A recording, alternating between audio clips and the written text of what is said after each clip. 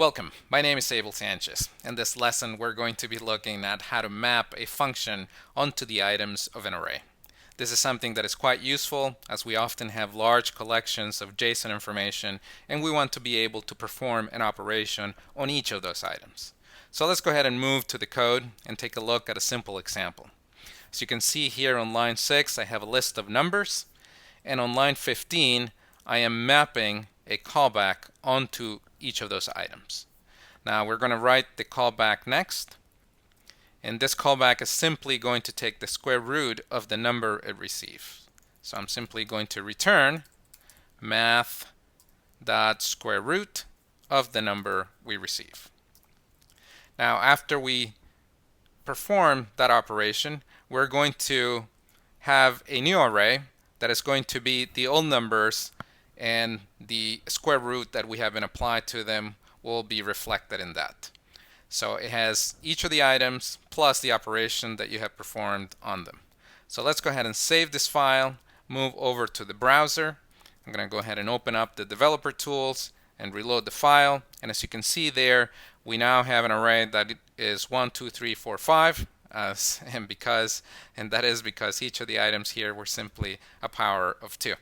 Now if we go back to the developer tools and take a look at the source, we can go ahead and inspect how that callback function is being called, and you can see here that the very first time it's called is with number 1,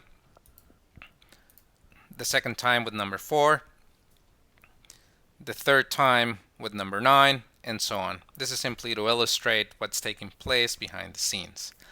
So that was a basic example of how to apply or how to map a function onto an array in each of its items. Next we're going to do something a little bit more fun, and this is the exercise that I'm assigning to you. And in this exercise we're going to use the crime data from the city of Chicago, and this is again one of those very large data sets. This one has over 20,000 lines of crime data from the city of Chicago. And what we're going to do is we're going to create a heat map. We're going to be able to look at the city of Chicago and tell where high crime areas are. Now there's a lot of things that are going on this file, but what I'm asking you to do is very similar to this very basic example we just made. I'm showing you here that I am applying to each of those data rows from the city of Chicago, I'm mapping a function. And in this case, I'm mapping the function called point. And all this callback does is to create a new point for every crime it receives. Each of those crimes has a latitude and longitude, and remember we're going to be creating a heat map. So I want you to figure out, all you have to do is really on command lines 11 through 14 and figure out what row or what column the latitude and longitude is for each crime. And I'll give you some hints as to how to do that in a moment. Now if you do that and you choose the right columns, you'll be able to generate the map that I'm going to show you.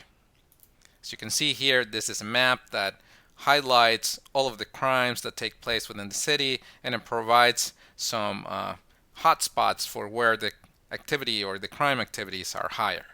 Now I mentioned I was going to give you a clue or some hints as to how to find the position, so I'm simply going to enter Chicago.data. That gets me to that long collection of crimes, and I'm now going to enter, you can inspect specific reports, crime reports, by entering a position, and you have between 0 and 25,000, so you can take a look at quite a number of them.